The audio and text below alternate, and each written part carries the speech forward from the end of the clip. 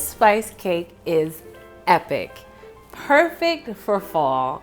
It has a brown butter cream cheese frosting with an apple butter filling, and the texture and flavor of the cake is like biting into a warm hug. Imagine sinking your fork into a moist and tender slice of this cake. As you take your first bite, you immediately taste a medley of spices: cinnamon, nutmeg, ginger, and cloves. The texture is soft and velvety, inviting you to savor every moment of each mouthful. Spice cake is a versatile dessert that can be enjoyed on any occasion. Savor a slice alongside a cup of tea or coffee and immediately be whisked away to a cozy autumn evening. Whether you're sharing this recipe with your loved ones or enjoying snuggled up on the couch watching your favorite movie, this recipe is sure to please. So treat yourself. You 100% deserve it.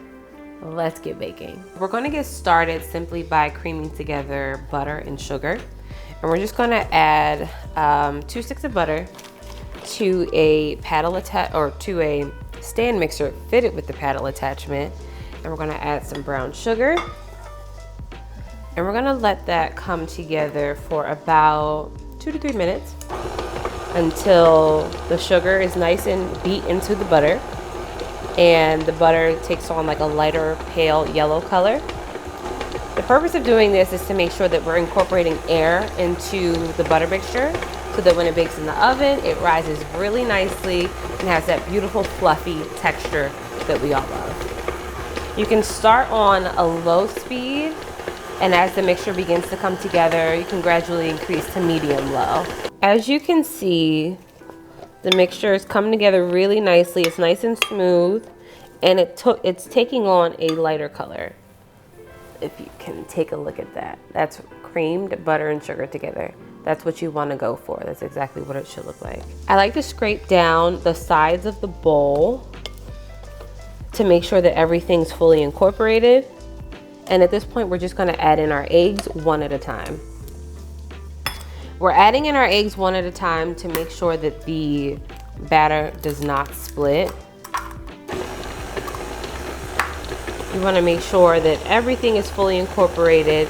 And if you add it too quickly, that's not the end of the world. The flour should allow it to come back together again. But you just kind of want to make sure that you're adding your eggs one at a time for the best texture, the best look, the best mouthfeel, all that good stuff. I wait about typically 20 seconds before adding the next egg because we're kind of doing an emulsification essentially. You're mixing a liquid with a fat. So you just kind of want to make sure that everything's coming together really nicely.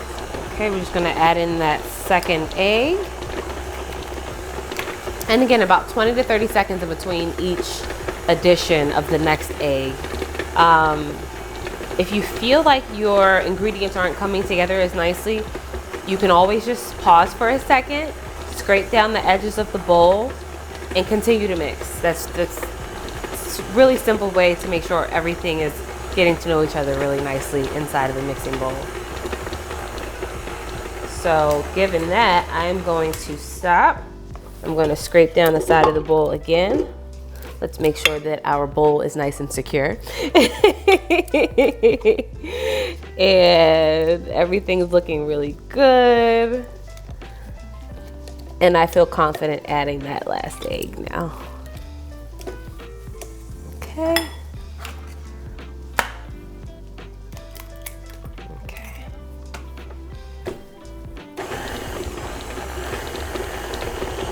While that's going, I've got my dry ingredients right here. This is some leaveners, flour, salt, and I'm gonna add in a spice blend. It's like cinnamon, some nutmeg, ground ginger, allspice, and clove. And we're just gonna whisk that together while this is going. And I like to whisk together my dry ingredients separately just to make sure that there's no clumps or like chunks of seasoning or chunks of salt and baking soda. When you take a bite of your cake, you want it to have one cohesive taste. as opposed to just being clumpy and it tastes like cinnamon in this part of the cake, it tastes like nutmeg in that part of the cake. Nobody wants that. So we're gonna whisk this together. For this recipe, I'll be using Bob's Red Mill's unbleached white all-purpose organic flour. It's a premium baking flour, freshly milled using high-quality wheat, making for the most delectable breads, cakes, muffins, and of course, blondies. I'll also be using their baking powder and baking soda, which are my go-to leaveners for all of my baking needs. There's no aluminum, no weird aftertaste, just all clean ingredients. Head to Bob's Red Mill to shop their products and to find their local retailers. And then add a little bit of vanilla to your mixture. Let that come together. So we're gonna add half of the dry ingredients.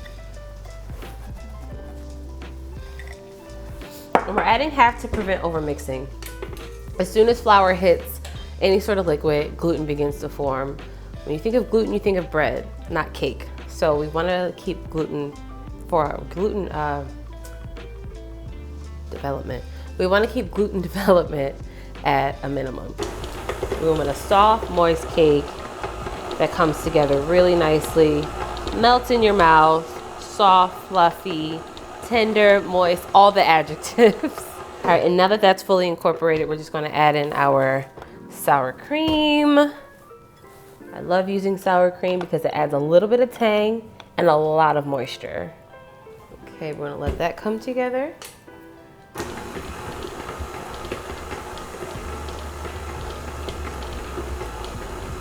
And you don't have to worry about mixing this in fully, just enough that it's not sitting on top of the batter.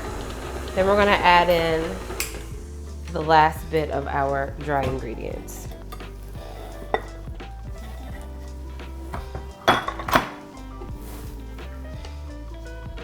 And this we're just gonna mix until it's combined. About 10 to 15 seconds. Feel free to scrape down the sides of the bowl again just to make sure everything came together. And at this point,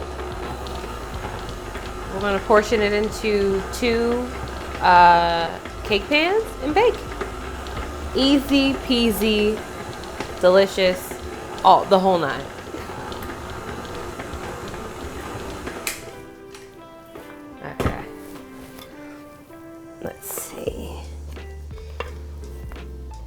And if you see any streaks, kind of scrape down the sides of the bowl again and then mix for another 5 to 10 seconds. And then you can place into the cake pans. And here we go. This is a really beautiful batter. Look at this.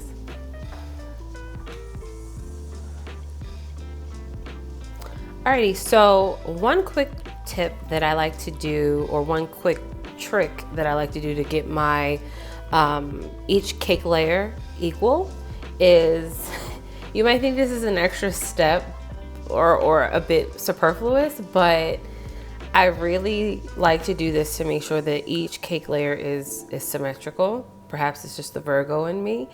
So what I do is I take the batter and I weigh it out on a kitchen scale, and I divide it by the amount of cake layers that I want, and I bake accordingly. So the weight of all of this batter is, let's see, let me make sure we get all of the batter out. No batter left behind.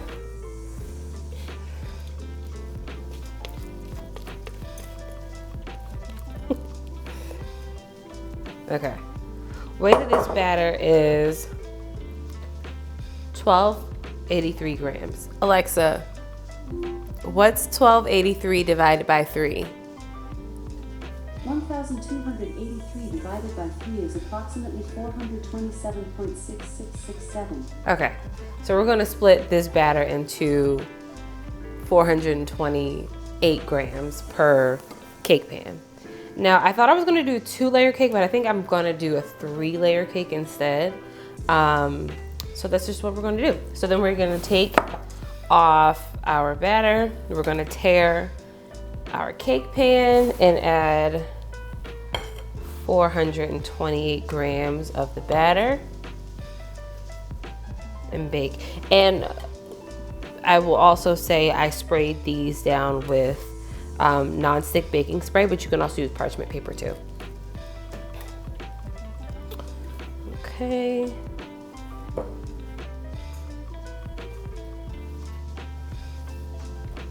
All right, that's one. Take this, tear it, and add accordingly. Now I only have 2 cake pans, so 2 8-inch cake pans. So we're just going to bake the 3rd layer after these 2 are finished baking. All right, so we are almost at the finish line. The cakes have been baked. They're currently cooling. I've got a little bit of brown butter that I've already gone ahead and added to the stand mixer along with some softened cream cheese. Of note, the brown butter was made and then placed back into the refrigerator to solidify a little bit for about an hour. You don't want it to be rock solid. You want it to be room temperature to the point where you put your finger in it and it makes an indent but doesn't completely give. So that's the ideal texture of the brown butter. Then we're gonna add it to a stand mixer fitted with the paddle attachment and beat that with some cream cheese for about 3 minutes. And then we're gonna start adding our powdered sugar, a little bit of heavy cream and vanilla extract, and then we're gonna ice our cake. So let's get started. I've already gone ahead and creamed together the butter, the brown butter and the cream cheese. And I'm just gonna add in our powdered sugar. And don't worry about, you can just add it all in at once. It's no biggie. Sometimes you can add in little bits at a time. For this recipe, it's very forgiving. So you don't have to worry too much about adding little bits at a time. Add in your heavy cream and a little bit of vanilla for extra flavor. And then we're gonna close this down and let it do its thing. And as soon as you hear the stand mixer beginning to slow down, you can increase the speed to about medium and just let it whip until it's nice and fluffy and smooth.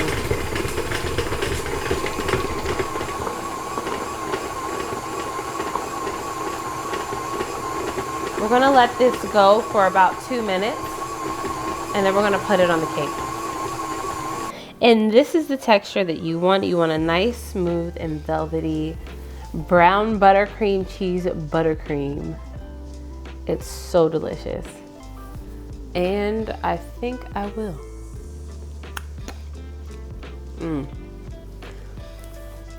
Only thing I'm missing is a pinch of salt. Found it! The tiniest pinch.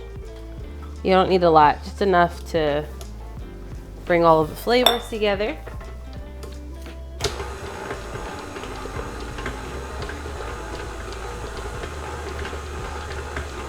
And we're done. So now we're gonna spread a thin layer of our buttercream onto the first layer of cake. And this is just gonna create a barrier between the apple butter filling and the cake itself so that the cake doesn't get soggy. And then we are going to pipe a small barrier on the outside of the cake so that the apple butter does not come out of the cake when we put the remaining layers on top. You want everything to stay put so that you get a little bit of everything in one bite. And now we're going to add about a half cup of or about a third of a cup to the center of the cake. And apple butter, it just smells so good. And it goes so well with the flavor of the cake, all those spices. The apple butter just really accentuates that autumnal flavor. I think we add a little bit more. Let's call it a half cup.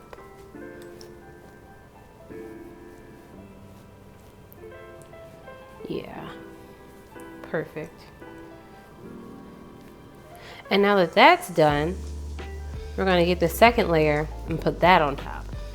And then we're going to repeat the same process. We're gonna add a little bit of buttercream on top to create that barrier. I cannot wait to sink my teeth into this cake. And then a little bit of a perimeter or a barrier around the perimeter of the cake.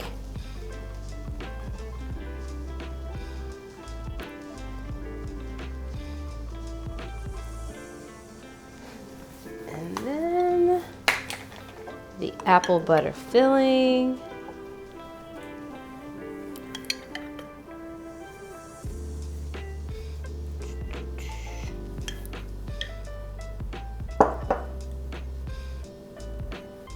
And this is pretty easy. Does this look easy to y'all? Or no? It looks pretty simple, right? So many people are like intimidated when it comes to baking, and I'm like, some things are actually intimidating, but this stuff, not so much. You can make something taste good and look good without it being difficult. All right, and the last layer goes on top, and now we're ready to ice the cake. Look at that, simple, easy, and it smells heavenly. Okay, so I'm just gonna add the icing. You can ice the cake however you want, but I like to use a piping bag because it just makes it easier to smooth out later. Okay, we are all done with the apple butter. That's good.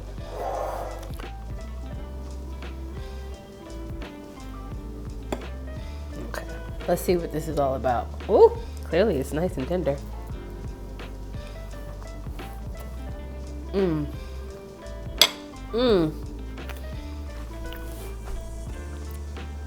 This cake is incredible.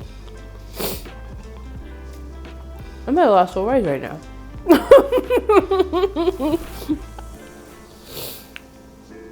It's so soft. It's not overbearing with spices. That cream cheese buttercream with the brown butter in it. A little bit of hazelnuts. I actually got these hazelnuts when I was in Italy. These came right off the tree. It just elevates the flavor beyond and beyond compare. The apple butter filling, I mean, I can shed a tear right now. If you are not making this cake for your holiday gathering or just in general, like what are you doing with your life, okay? You need this cake. This recipe can be found in my fall baking and holiday e-cookbook at BrittanyBreaksBread.com. I'm gonna finish up this slice, so y'all can go.